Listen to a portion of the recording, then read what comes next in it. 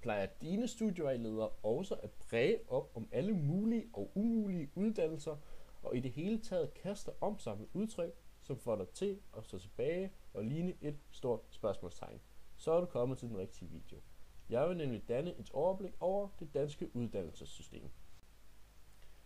Vi har alle sammen gået i grundskolen. Der brugte vi 10 år på at lære mange forskellige vigtige ting. Derefter kom mange af os på gymnasiet.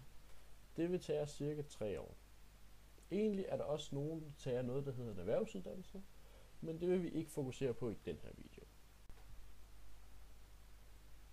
En af mulighederne efter gymnasiet er at blive en erhvervsakademiker. Erhvervsakademikeruddannelsen tager typisk 2 til 2,5 år. Som erhvervsakademiker kan man for eksempel blive laborant, eller ansvarshavende landmand, eller en computernørd. Nogle vil nok kalde det en datatekniker. Erhvervsakademikeruddannelsen er generelt meget praktisk fokuseret. En anden mulighed er at blive en professionsbachelor. Professionsbacheloruddannelsen tager typisk 3,5 år og indeholder et halvt års praktik. Eksempler på professionsbacheloruddannelser kunne være ingeniør, folkeskolelærer og socialrådgiver. Professionsbacheloruddannelsen er forholdsvis praktisk fokuseret. Den sidste mulighed er en universitetsbachelor. For at opnå en universitetsbachelor skal man studere i 3 år. Man læser til universitetsbachelor på universiteter. Universitetsbacheloruddannelserne kan opdeles i 2 kategorier: Bachelor of Science og Bachelor of Arts. Man kan opnå en Bachelor of Science med hovedfokus på 3 forskellige videnskaber: naturvidenskab, lægevidenskab og teknisk videnskab. Bachelor of Arts kan man opnå med hovedfokus på det humanistiske, på det juridiske eller med hovedfokus på det teologiske.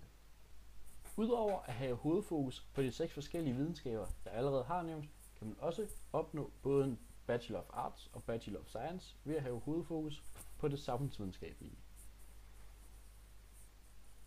Universitetsbacheloren er meget forskningsbaseret.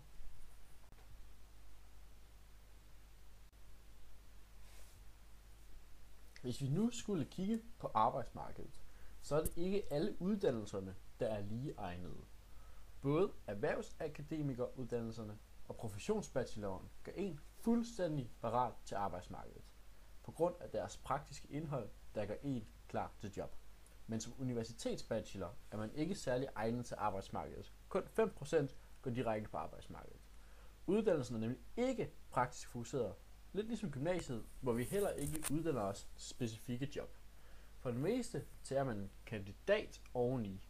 At tage en kandidat tager 2 år. Efter en kandidat er man egnet til arbejdsmarkedet. Men hvis man har blod på tanden efter mere uddannelse, kan man oven i en kandidat tage en Ph.D., som tager 3 år. Efter en Ph.D. er man også egnet til arbejdsmarkedet. For mere at vide om uddannelsesmulighederne på ug.dk eller snak med en uddannelsesvejleder på www.studievalg.dk.